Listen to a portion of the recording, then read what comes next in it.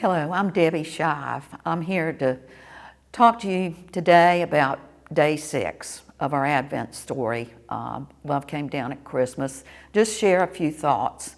Today's verse is from 1 Corinthians chapter 13, and it's in verse 4. And it's love does not envy. And when we hear that word envy, to me, sometimes I think of the word jealousy. What it really means is just your discontentment with what somebody else's possessions are or what their qualities are. They're things that we desire or we'd like to have, and we don't have them. When I was a young girl, I ended up having a bout of envy. You see, I lived in a small town, much like Mount Pleasant. My best friend lived a couple of houses up, and I loved going to her house because they were the fun house. Everybody has a fun house that they love to go to. All the kids went there. They had all the best toys, a full basement with a pool table, yes, a jukebox, which some of you may not remember, but a ping pong table, it was just fun. And when I would go home at night and lay down, I would think, oh, why do I live with the boring family? Why do we not have those things? Oh, I wish we had them. Why can't we buy a pool table? Why can't we add on to the house? But I'm going to fast forward to about 25 years later. It was one Sunday afternoon, and I received a phone call from this friend who I hadn't talked to in probably 10 or 15 years.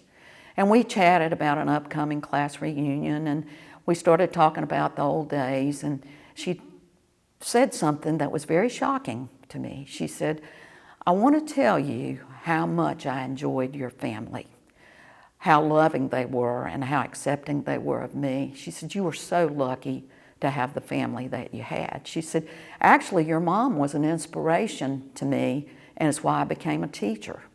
And I'm going, I said, but you had all the fun things. And she said, you don't know my life. You see, I learned that day her dad was bipolar, and she and her siblings, they hid the days that he would come home. They weren't sure if he was going to be the kind and loving father or if he was going to be the mean and angry man. And there were Christmases, she said, that he had told them there would be no Christmas presents. But she said then maybe on Christmas Day or a few days after, all of a sudden we got all these magnificent toys, the toys that you loved. She said it was hard. And after I hung the phone up, I looked inward to myself and I said, oh my word, my envy and my jealousy, it hid and blinded me to all of the blessings that I had in my own home. And you know what's worse? That envy and jealousy hid me to the pain that my friend was feeling as she was growing up.